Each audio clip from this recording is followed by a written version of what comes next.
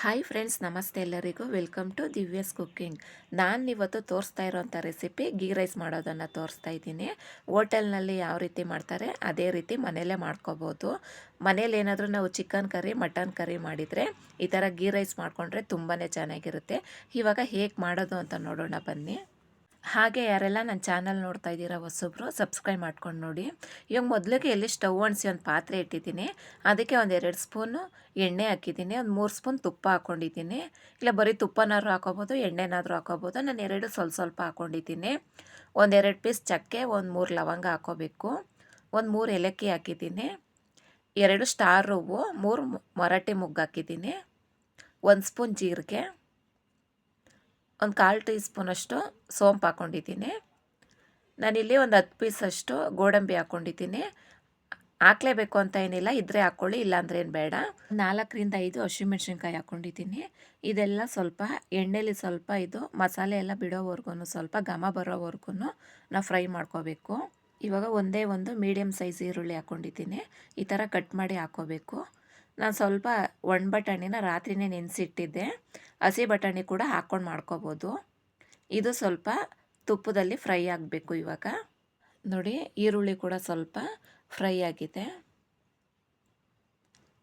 ಇವಾಗ ನೀಟಾಗಿ ಫ್ರೈ ಆದಮೇಲೆ ನಾವು ಶುಂಠಿ ಬೆಳ್ಳುಳ್ಳಿ ಪೇಸ್ಟ್ ಹಾಕೋಬೇಕು. ಇದಕ್ಕೊಂದು ಸ್ವಲ್ಪ ನಾನಿಲ್ಲಿ ಸ್ವಲ್ಪ ಬೆಳ್ಳುಳ್ಳಿನ ಜಾಸ್ತಿ ಹಾಕ್ಕೊಂಡಿದ್ದೀನಿ. ಯಾಕಂದರೆ ಯಾವುದಕ್ಕೆ ಆಗಲಿ ಬೆಳ್ಳುಳ್ಳಿ ಜಾಸ್ತಿ ಹಾಕಿದ್ರೆ ತುಂಬಾ ಚೆನ್ನಾಗಿರುತ್ತೆ. ಸ್ವಲ್ಪ ಶುಂಠಿ, 1-2 ಗೆಡ್ಡೆ ಬೆಳ್ಳುಳ್ಳಿನ ನಾನು ಈ ಥರ ಪೇಸ್ಟ್ ಮಾಡಿ ಹಾಕ್ಕೊಂಡಿದ್ದೀನಿ. ಅದೆಲ್ಲ ಹಸಿ ವಾಸನೆ ಹೋದ್ಮೇಲೆ ಸ್ವಲ್ಪ ಪುದೀನ ಸೊಪ್ಪು ಹಾಕೋತಾ ಇದ್ದೀನಿ. ಆಮೇಲೆ ಸ್ವಲ್ಪ ಕೊತ್ತಂಬರಿ ಸೊಪ್ಪನ್ನ ಹಾಕೋಬೇಕು. ಇವಾಗ ನೀಟಾಗಿ ಒಗ್ಗರಣೆಯಲ್ಲಿ ಸ್ವಲ್ಪ ಇದನ್ನು ಬಾಡಿಸ್ಕೋಬೇಕು. ಇವಾಗ ನೀಟಾಗಿ ಒಂದ್ಸಲ ಮಿಕ್ಸ್ ಮಾಡ್ಕೋಬೇಕು. ನೋಡಿ, ಕೊತ್ತಂಬರಿ ಸೊಪ್ಪು ಮತ್ತು ಪುದೀನ ಸೊಪ್ಪು 2 ಈ ಥರ ಮಿಕ್ಸ್ ಮಾಡ್ಕೋಬೇಕು ಒಂದ್ಸಲಿ. ಇದೆಲ್ಲ ಸ್ವಲ್ಪ ಒಗ್ಗರಣೆಯಲ್ಲಿ ಬಾಡ್ಕೋತಾ ಇರಲಿ. ಅಷ್ಟಕ್ಕೆ ಅಕ್ಕಿ ತೊಳೆದು ಹಾಕ್ಕೊಳ್ಳೋಣ. ನಾನಿಲ್ಲಿ 2 ಲೋಟ ಅಕ್ಕಿ ತೊಗೊಂಡಿದ್ದೀನಿ. ನೀವು ಯಾವ ಅಕ್ಕಿಲಾದ್ರೂ ನಾವು ಗೀ ರೈಸ್ನ ಮಾಡ್ಕೋಬೋದು. ಅಂದರೆ ಸ್ವಲ್ಪ ಯಾವುದೇ ಅಕ್ಕಿ ಹಾಕಿದ್ರೂ ನೀರನ್ನ, ಅನ್ನ ಯಾವ ರೀತಿ ಆಗುತ್ತೆ ನೋಡಿಬಿಟ್ಟು ಅಳತೆ ಪ್ರಕಾರ ಹಾಕ್ಕೊಳ್ಳಿ. ಇವಾಗ ಒಂದು 2 ಸಲ ಅಕ್ಕಿನ ತೊಳಿತಾ ಇದ್ದೀನಿ. ನೋಡಿ, ಅಕ್ಕಿ ತೊಳೆದಾದ್ಮೇಲೆ ಇದು ಕೂಡ ಒಗ್ಗರಣೆ ಎಲ್ಲ ಆಗಿದೆ. ಇವಾಗ ತೊಳೆದಿರೋ ಅಕ್ಕಿನ ಇದಕ್ಕೆ ಹಾಕ್ಕೋಬೇಕು. ಅಕ್ಕಿನ ತೊಳೆದಾಕಾದ್ಮೇಲೆ ಡೈರೆಕ್ಟಾಗಿ ನೀರು ಹಾಕ್ಬಾರ್ದು.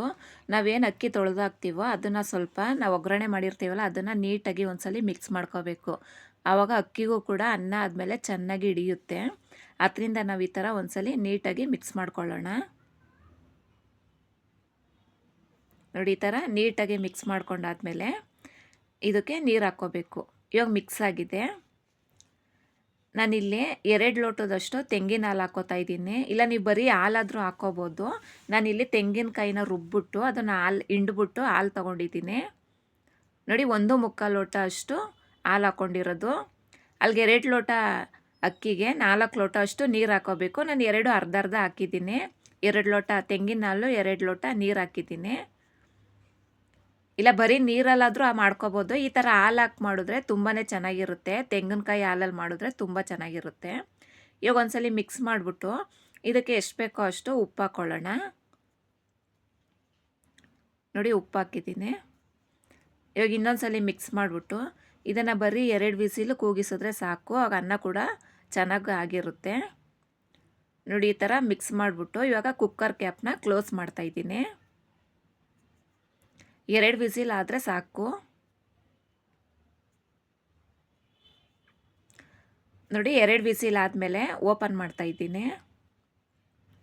ನೋಡಿ, ತುಂಬಾ ಚೆನ್ನಾಗಿ ಬಂದಿದೆ. ಇದಕ್ಕೆ ಚಿಕನ್ ಫ್ರೈ ಇಲ್ಲ ಚಿಕನ್ ಕರ್ರಿ ಏನಿದ್ರೂ ಪರವಾಗಿಲ್ಲ, ತುಂಬಾ ಚೆನ್ನಾಗಿರುತ್ತೆ. ಇದಕ್ಕೆ ಯಾವುದಾದ್ರು ಕುರ್ಮಾ ಮಾಡಿಕೊಂಡ್ರೂ ಕೂಡ ತುಂಬ ಚೆನ್ನಾಗಿರುತ್ತೆ. ಹಾಗೆ ತಿನ್ನೋಕ್ಕೂ ಕೂಡ ತುಂಬಾ ಚೆನ್ನಾಗಿರುತ್ತೆ. ಮತ್ತು ಮಾಡೋದು ಯಾರಾದರೂ ಮನೆಗೆ ಗೆಸ್ಟ್ಗಳು ಬಂದಾಗ ಆರಾಮಾಗಿ 20 ನಿಮಿಷದಷ್ಟಲ್ಲೇ ಮಾಡ್ಕೋಬೋದು ಗೀ ರೈಸ್ನ. ನೀವು ಒಂದ್ಸಲಿ ಈ ವಿಧಾನದಲ್ಲಿ ಮಾಡಿ ನೋಡಿ.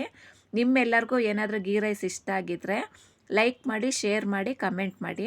ಹಾಗೆ ಯಾರೆಲ್ಲ ನನ್ನ ಚಾನಲ್ ನೋಡ್ತಾ ಇದ್ದೀರಾ ಸಬ್ಸ್ಕ್ರೈಬ್ ಮಾಡ್ಕೊಂಡು ನೋಡಿ. ಹಾಗೆ ಪಕ್ಕದಲ್ಲಿರೋ ಬೆಲ್ ಬಟನ್ನು ಕೂಡ ಕ್ಲಿಕ್ ಮಾಡಿ. ನಾನೇನೇ ಹೊಸ ವಿಡಿಯೋ ಹಾಕಿದ್ರೂ ನೋಟಿಫಿಕೇಷನ್ ಬರುತ್ತೆ. ಹಾಗೆ ನೀವು ಫ್ರೆಂಡ್ಸ್ಗೂ ಕೂಡ ಶೇರ್ ಮಾಡಿ. ನೋಡಿ, ಸಖತ್ತಾಗಿ ಗೀ ರೈಸು ಚೆನ್ನಾಗಿ ಬಂದಿದೆ. ರುಚಿನೂ ಕೂಡ ತುಂಬಾ ಚೆನ್ನಾಗಿದೆ. ನೀವು ಈ ವಿಧಾನದಲ್ಲಿ ಮಾಡಿಬಿಟ್ಟು ಕಮೆಂಟಲ್ಲಿ ತಿಳಿಸಿ ಹೇಗಿತ್ತು ಅಂತ. ನಿಮಗೆಲ್ಲರಿಗೂ ಈ ವಿಡಿಯೋ ಇಷ್ಟ ಆಗಿದೆ ಅನ್ಕೋತೀನಿ. ಇಷ್ಟ ಆಗಿದ್ದರೆ ಲೈಕ್ ಮಾಡಿ. ಗೀ ರೈಸ್ಗೆ ಅಂತಲೇ ತೊಗರಿಕಾಳು ಗೊಜ್ಜಿತ್ತು, ಅದರಿಂದ ನಾನು ಗೀ ರೈಸ್ ಮಾಡಿದೆ. ಇದಕ್ಕೆ ಏನೇ ಇದ್ರೂ ನಂಚ್ಕೊಳ್ಳೋಕ್ಕೆ ತುಂಬಾ ಚೆನ್ನಾಗಿರುತ್ತೆ. ಖಂಡಿತ ನೀವು ತಪ್ಪದೆ ಒಂದ್ಸಲಿ ವಿಧಾನದಲ್ಲಿ ಮಾಡಿ ನೋಡಿ. ಹಾಗೆ ಯಾರ್ಯಾರು ಈ ವಿಡಿಯೋ ನೋಡ್ತಾ ಇದ್ದೀರಾ ಎಲ್ಲರಿಗೂ ಧನ್ಯವಾದಗಳು.